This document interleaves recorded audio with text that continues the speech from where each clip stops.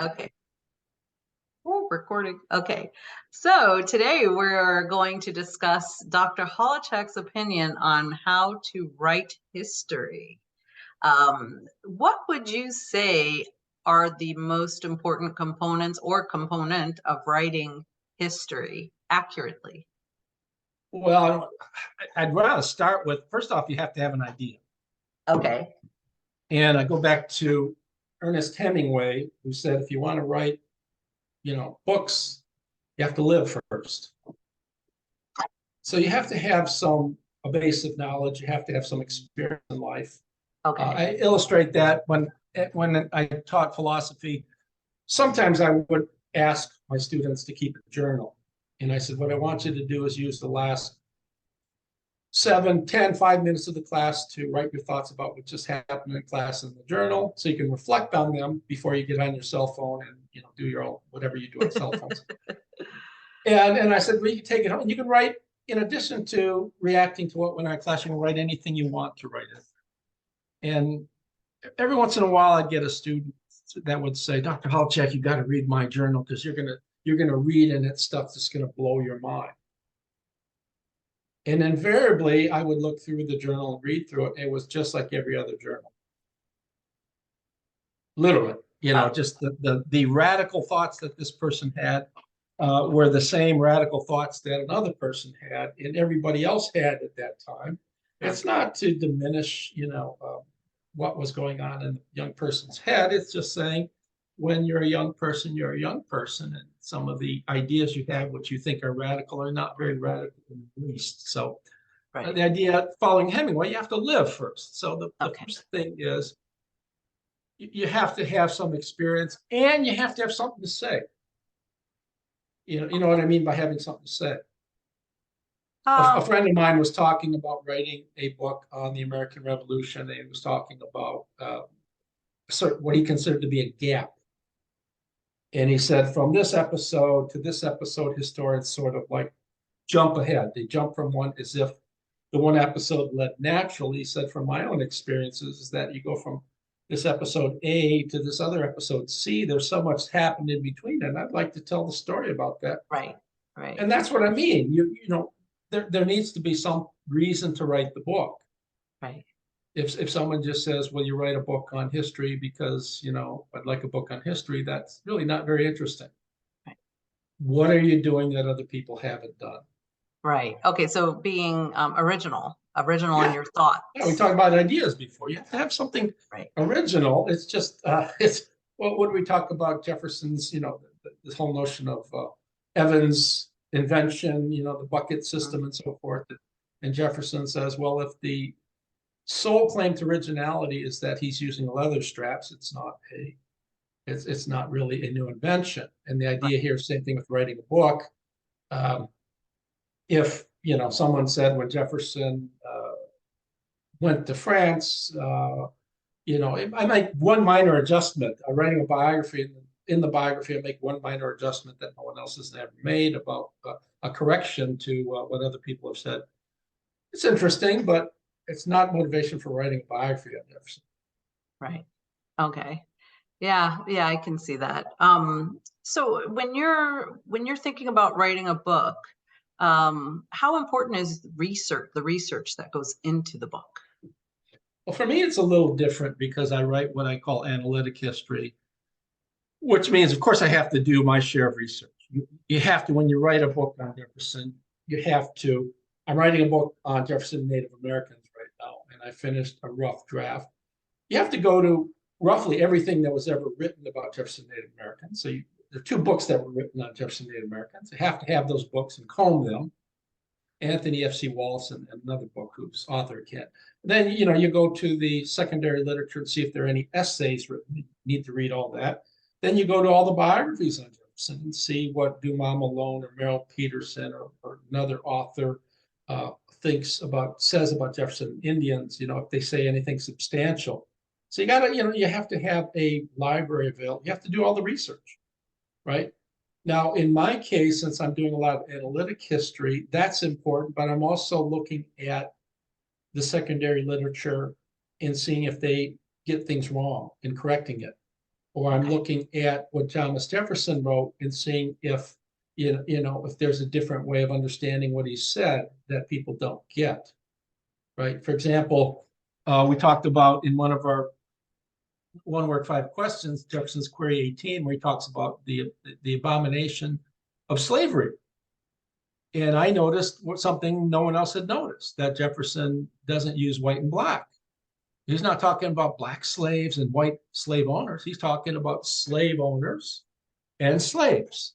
So you can plug in anybody into that equation, green people if you want as owners, Right.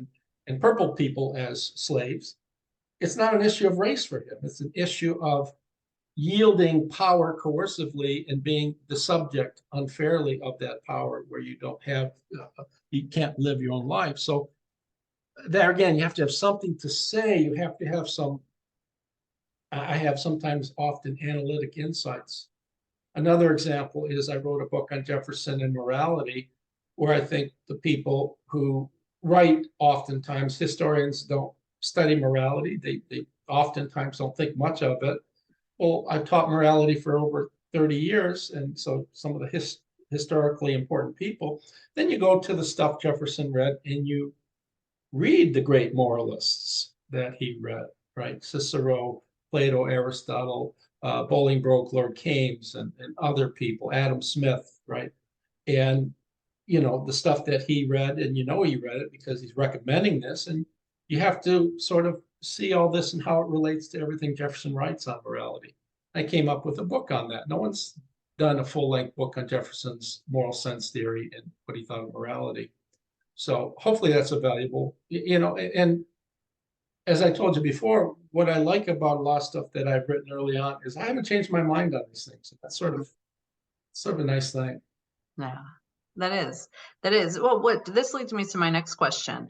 And you've often stated this, that it's important to not only know one facet of the person, and this can apply to anyone you're writing about, not only Thomas Jefferson, but to know everything about that person, their interests, their hobbies, how they felt about different aspects of life, to know the person who influenced them. Can you tell us a little bit more how, when you're writing about a person, what the most important things you need to do when doing research? Well, I'll just start off by noticing you're brandishing your big pen in a very menacing way. Oh, It's a very threatening way. I'm using my hands to talk. That's why my pen is in my hand. So Yeah, I've made this point, and you are alluding to this point, I'm sure, is that, you want to talk about Jefferson's political philosophy, but if you don't talk about Jefferson the moralist or Jefferson's views on education, right. Jefferson's uptake of classical literature, Jefferson's uptake of fiction, you can't understand the guy. You're not going to get his political philosophy right by just doing that.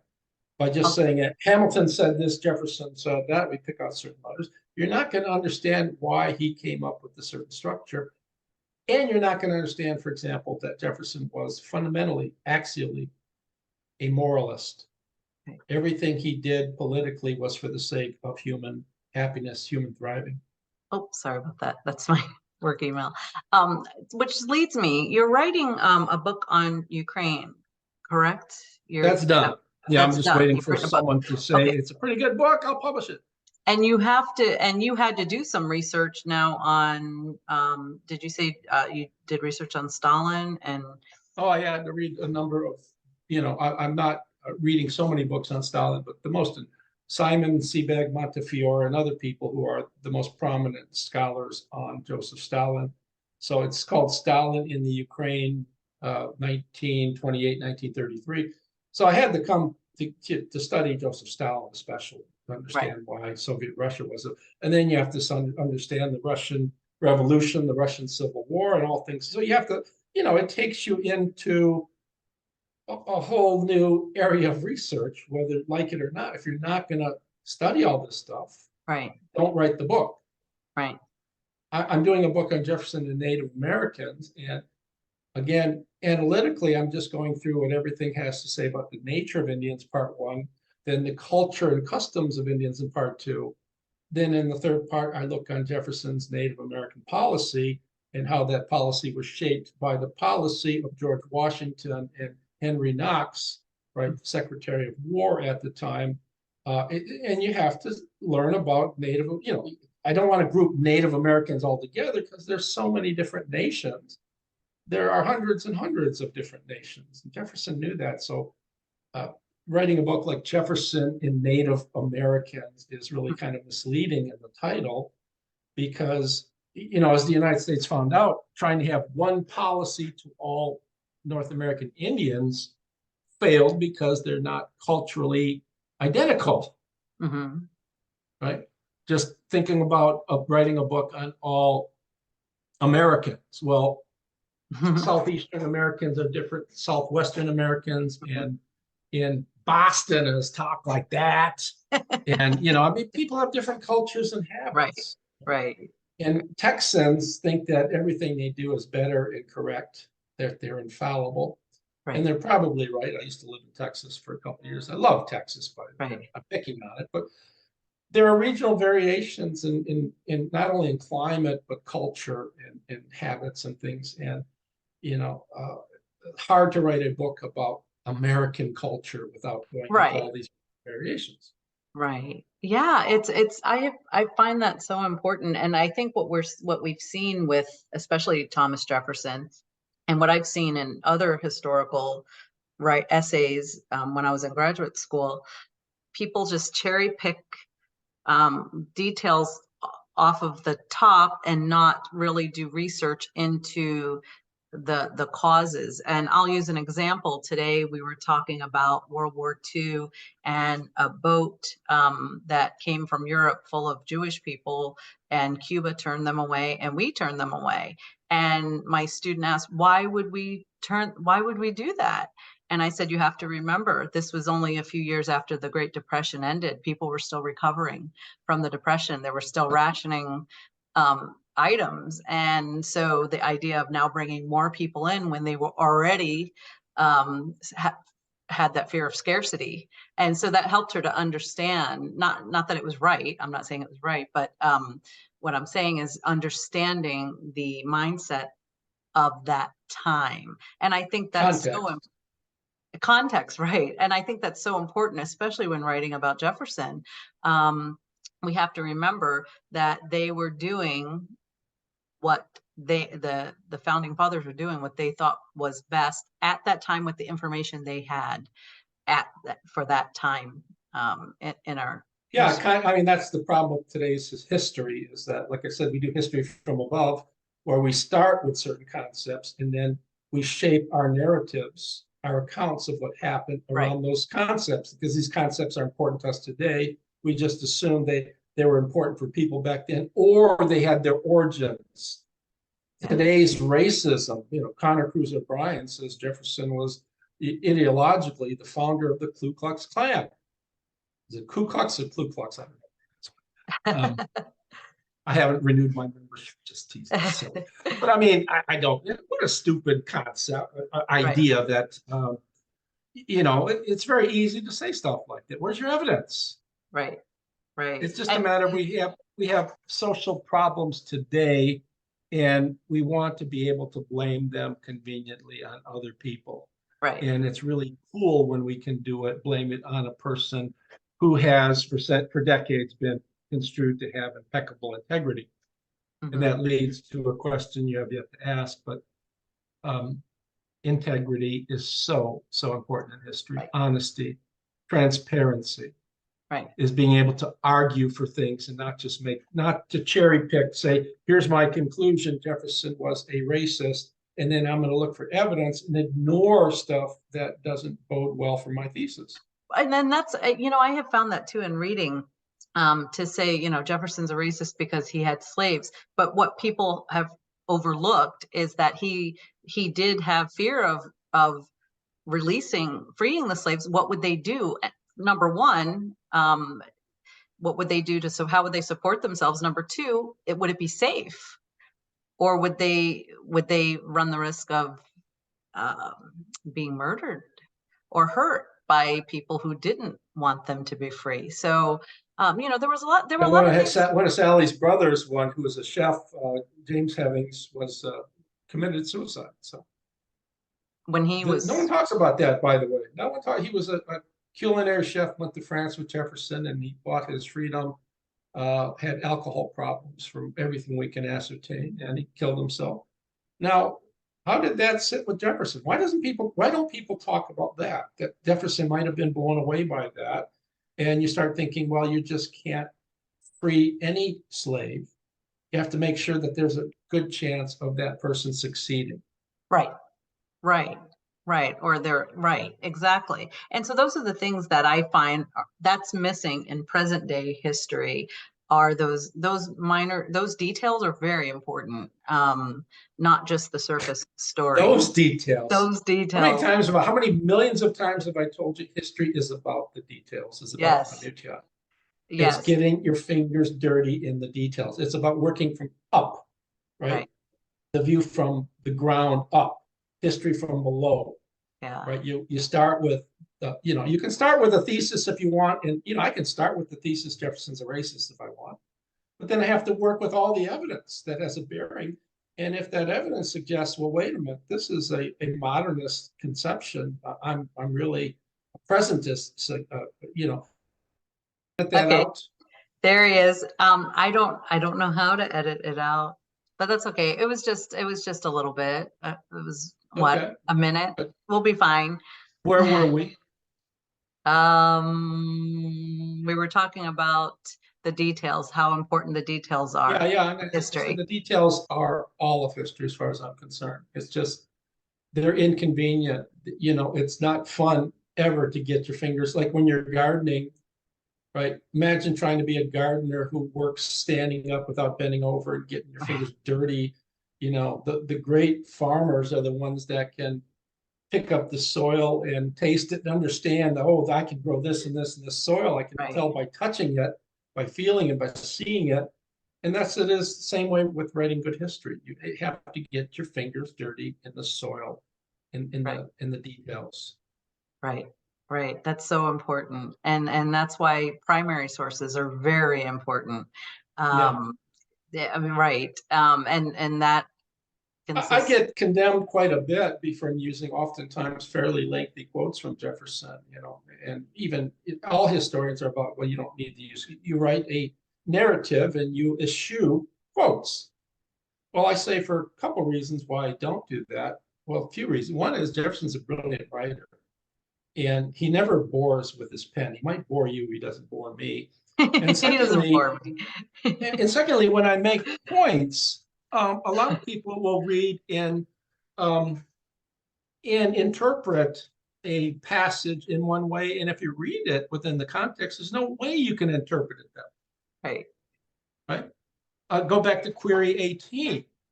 Scholars like Onuf and others have said, the only thing Jefferson's argued for in 18 is slavery is bad because it has harmful effects to whites. Does Jefferson say that? Yeah. But he also says slavery is bad because it's harmful to blacks. But people just don't talk about that. right. The inhumanity of treating a person like a piece of property is what Jefferson states as well. But people conveniently don't talk about that. Oh, just like they conveniently don't talk about how when he wrote the Declaration of Independence, he did wish to abolish slavery in the Yeah, yeah. Declaration, and it was removed by the Continental Congress. That So was the last thing I think out of 18 of gripes or so he had. It was lengthiest, so it was yeah, a bugbear. It was more than a bugbear. It was something that really bothered him. So I mean, you yeah, got to, like I'm doing my work on Thomas Jefferson Native Americans. There's some passages there. Jefferson comes out not in the most favorable light when he's dealing with that. He cared much about Native Americans, but sometimes they hurt him in their actions. So you can't just say, well, Jefferson was a great man, and no matter what he says or does, I have to depict him as a great man. He was a great man, but there are times where, as Dumas Malone, the great Jefferson, first Jefferson scholar at UVA, said, during his presidential years, he goes, I had a hard time recognizing them. hmm, And I agree with that. And I say that simply because the presidency will do that. You have all these great ideas on paper, these theoretical ideas. When hmm, you try to instantiate them or implement them in the real world. It doesn't always work that way. Right. Life gets in the way, and albatrosses there are in abundance. Right. There's your word for the day, I guess, an albatross, an obstacle or something like that. No, I already had largesse. That was my word for the day. Okay. No, you had largesse. You talked Largesse. about Jefferson's Largesse. largesse, this large generosity. I'm having trouble focusing with that cute puppy in the background. Is he still there? Yes, he Yeah, is. Yeah. he's laying on the Yeah. chair. It's like I keep, my eyes are drawn to his cuteness. My Okay, eyes are Dr. Holowchak, is there, constantly drawn to that library back. oh, the library of all my, I Yeah, know. I think you need to dust those books off a little bit. And it's amazing how you keep them in the same order all the time. Oh, it's I easy give you because I credit. have color coded. So yeah, Okay, you coded. I got you. yeah. So when I pull them out, I know You exactly where. have a different background today, if you haven't noticed it. Thomas Jefferson, I see right? Natural Bridge. I see the The natural picture of the Natural Bridge. John Trumbull painting there, as well as Jefferson on the $2 bill. I have two $2 bills there. Right. Very So nice. yeah, that's all I have about Thomas Jefferson in my house. Everybody says such an apologist. You'd expect for me to have paintings and posters and pictures all over. No, I have a lot of Ukraine in my family and stuff, and other work from Greece and stuff. So he's a part of interesting part of what I have on my walls. Just one wall for Jefferson, a few pictures. Where's my wall? No, I'm joking. Don't answer that. It's it's in the kitchen or the bathroom. What do you want? But you have one at least. I don't In the, have one in other people's house. So okay, I get the kitchen, but not the bathroom. I get the kitchen. Okay. okay, don't go Okay. there. Okay. Okay, Dr. Holowchak, is there anything else you'd like to add on for students who who are doing research and are writing history Yeah, papers? plug away. Be persistent and believe in yourself. It's not a short process. You just keep working. And if you believe in yourself, if you keep plugging away, I've become very good at what I do. Is because I was very good as an athlete, and I realized I just have to outwork everybody. And have to be more scientific, more efficient. And my study time is very efficient. If I'm reading and I'm tired and I'm reading the same paragraph 5 times, I'll take a 20-minute nap and go back at it. It's efficiency. Just like in the gym. I was strongest man in Michigan in 1992, drug-free powerlifting. I always tried to be very efficient, not trying to do exercises that might make me look pretty, but do exercises that will conduce towards maximizing my strength. So it wasn't a matter of having big bulging biceps or whatever it is Right. and looking real pretty. It was just a matter of being able to lift with the constraints of my body. And I'm not gifted in that area, just to be able to do well at what I did. So be persistent and believe in yourself. And if you keep working hard, you'll always get somewhere. Always get somewhere Yeah. if you don't quit. Right. That's the key. Okay, so I guess we're done for this one. That's on writing history. We'll Yes, do and next week. What are we doing after? framing a legend, and you'll send that, right? So I can review I'll the send that to you so you can table of prepare a few contents. Okay, great. questions in some parts of the book. As I Yeah. said before, this was the book that got me in hot water with all the Monticello folks because as a philosopher and trained in logic, I went after their arguments, really bad arguments that Right. sort of won the day somehow. But it's today people don't care about the cogency or uncogency of arguments. They just care about if it does it click with me emotionally. I like it, Right. but they Right. don't start thinking, does the argument make any sense? And Emotional that history. That's what we have now, emotional history. yeah, and it drove me nuts because as someone who's trained in Yeah. philosophy predominantly, this is where the integrity comes in. Right. You can't just say anything you want to say and get away with it. Right. It goes back to I have an opinion, and a lot of teachers say, well, every opinion needs to be respected. No, it doesn't. If you're throwing out an opinion, I have students that throw out an opinion just to kiss my ass. one of the students made a comment. Well, I just think everything you say is so great, and I agree with everything. Well, I haven't done my job if that's what you think, because you're supposed to be thinking for yourself, not agreeing with me. Right. So Right. not all opinions are all that interesting. They need to be supported by arguments. Okay, so that's so much for that. We'll get into that sort of. Okay. And for any of you that may have questions, if you want to DM me, I can send them to Dr. Holowchak, and he'd be happy to make a video answering your questions.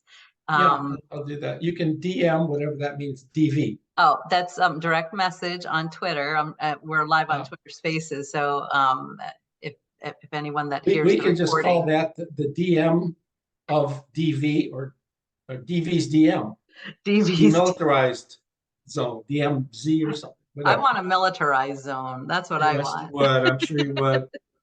All right. So much for that.